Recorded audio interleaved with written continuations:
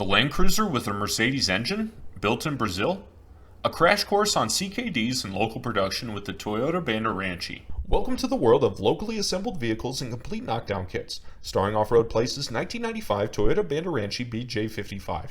In Brazil, the FJ40 and its many wheelbase and power plant variants ran for over 40 years, from 1958 to 2001, fulfilling a large utility demand for farmers, miners, and government fleets. In its early years, the Bandeirante, Portuguese for explorer, adventurer, or flag carrier, was assembled from complete knockdown kits from Japan, because of Brazil's strict vehicle importation and production laws. CKDs are a lot like building a model car. All of the parts were shipped over from Japan and assembled in Brazil at first. However, moving into the early to mid-1960s, assembled CKDs would be replaced by locally produced vehicles, as Brazil's legislators strive for automotive self-sufficiency, requiring vehicles originally being produced by these CKDs to include more and more local parts over time. This was to strengthen Brazil's manufacturing industry and prevent a reliance on foreign vehicle imports. Over the next couple decades, body panels, seats, glass, tires, and more would be sourced in Brazil.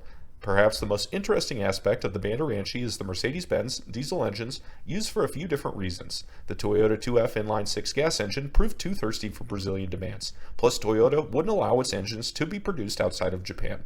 So the more fuel-efficient and widely available Mercedes-Benz diesel engines would be used for a large part of its run from 1962 to 1994.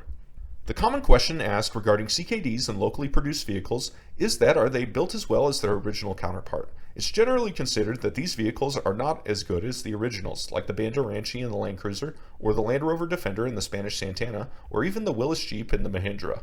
Why? Local parts can differ in durability and fit from the brand's home suppliers.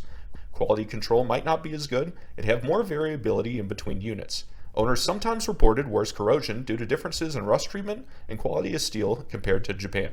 And finally, parts availability, compatibility, and how these repairs would often be improvised or not ideal is also a factor. That said, I wouldn't let the CKD stigma completely put you off. Older Bandeirantes are approaching 60 to 70 years old now, and at that age, the bigger question is how well has it been maintained or restored, not where it was originally assembled or initial quality.